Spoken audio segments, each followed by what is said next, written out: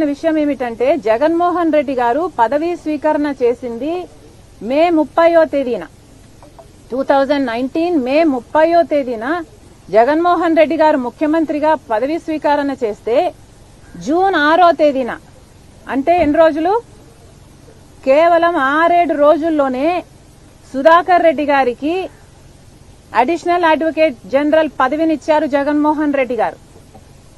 మీ మధ్య ఏ సంబంధం లేకపోతే 6 రోజుల్లోనే ఎవడో తెలియని సుధాకర్ రెడ్డి, అంతవరకు ఈయన ఎవడో సమాజానికి తెలియదు, ఎవరో తెలియని సుధాకర్ రెడ్డిని తీసుకొచ్చి మీరు అడ్వకేట్ జనరల్ పదవిని ఎందుకు ఇచ్చారు, అడిషనల్ అడ్వకేట్ జనరల్ పదవిని ఎందుకు ఇచ్చారు, అది కూడా అంత హడావిడిగా, అంత ఉత్సాహంగా, అంత తొందరగా మీరు అంత మేలు ఒక మనిషికి చేశారు అంటే దానికి అర్థం ఏమిటి?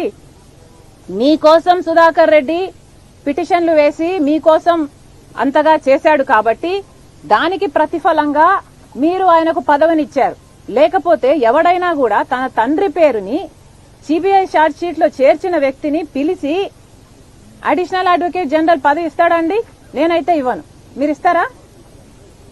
మీ తండ్రి పేరుని ఎవడైనా ఛార్జ్ షీట్ లో పెట్టాలి అని 3 కోట్లను తిరిగిన వాడికి ఎవడు ఇవ్వడు.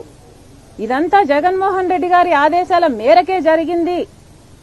ఆయన ఇన్ని కోట్లు చుట్టి రాజశేఖర రెడ్డి గారి పేరును ఛార్జ్ షీట్ లో చేర్చాలి అన్నది జగన్మోహన్ రెడ్డి గారి ఆదేశం మేరకే ఇది జరిగింది అని రుజువు చేసుకున్నది జగన్మోహన్ రెడ్డి గారే.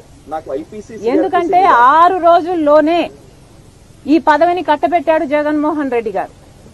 ఇంతకు మించి ఇక ప్రజలకే వదిలేస్తున్నాను.